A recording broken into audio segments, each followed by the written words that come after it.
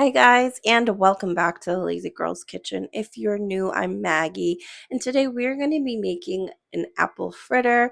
In Poland, we call them racuchy, and this is a yeasted dough. It's really simple. It's kind of like our version of a pancake, if you will. Um, I make this very often with different fruit, whatever's in season. Today, Gabe requested the apple one, so I'm going to show you how I make them. So let's get started.